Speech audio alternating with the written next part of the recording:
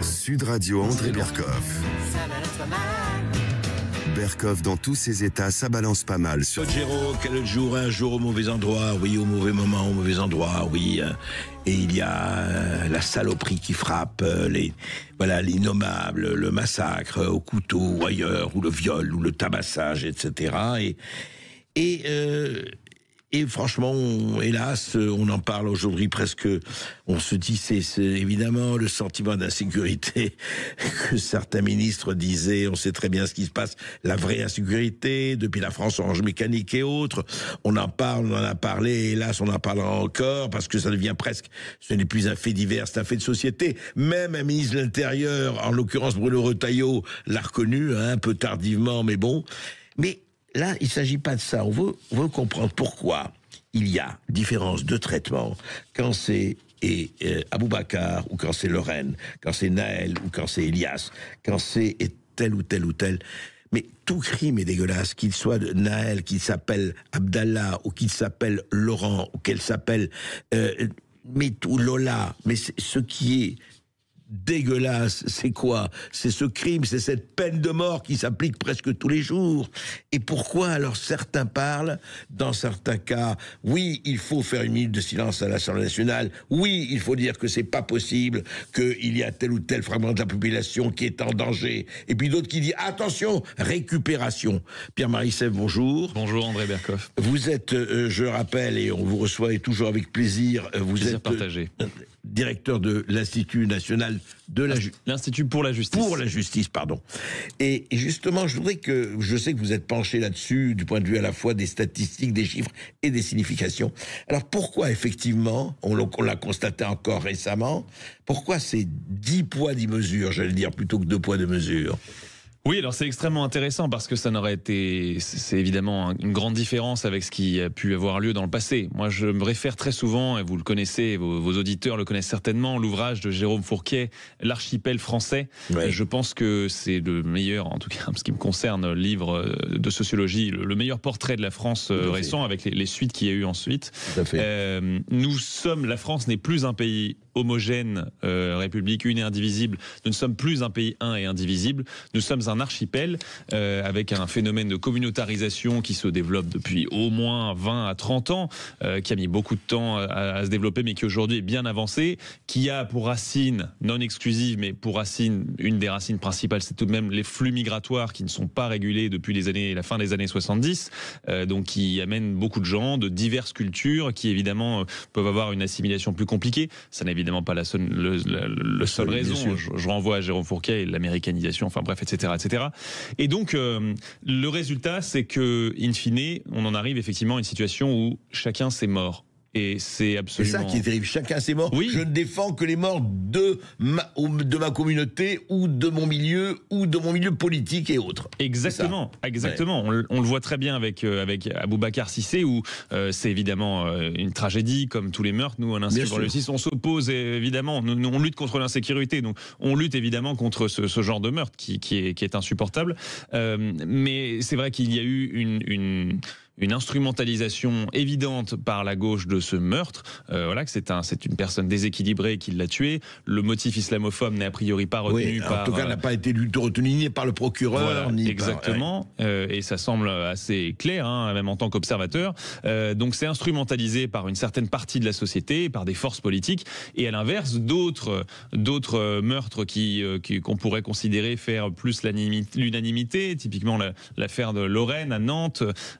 Assassiné de 51 coups de couteau, faut le rappeler. Voilà, et puis Lola. Sur tout le corps. Bon, l'affaire Lola qui avait été extrêmement politisée, alors que, bon, moi je peux considérer que l'affaire Lola pouvait poser un clair problème en termes de dysfonctionnement judiciaire, puisque c'était une personne qui ne devait pas être sur le territoire national qui avait commis ce meurtre.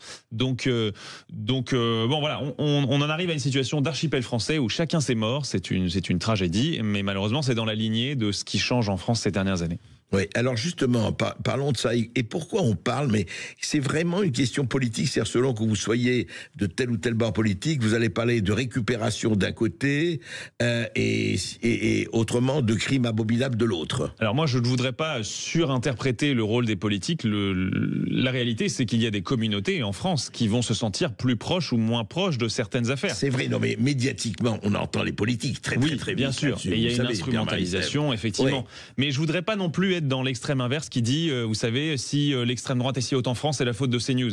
Oui, ce discours-là, il n'y a pas uniquement les médias et les politiques qui vont faire grandir une affaire. Il y a aussi, tout simplement, et c'est vrai, je pense qu'il y a des gens que vous pouvez croiser dans la rue, vous leur parlez d'une affaire ou d'une autre qui peuvent être similaires à pas mal de points de vue, mais ils vont avoir un ressenti et ils vont être personnellement, et ça on ne peut même pas tellement leur en vouloir. Non, bien sûr, on lutte contre le phénomène d'archipélisation de la société.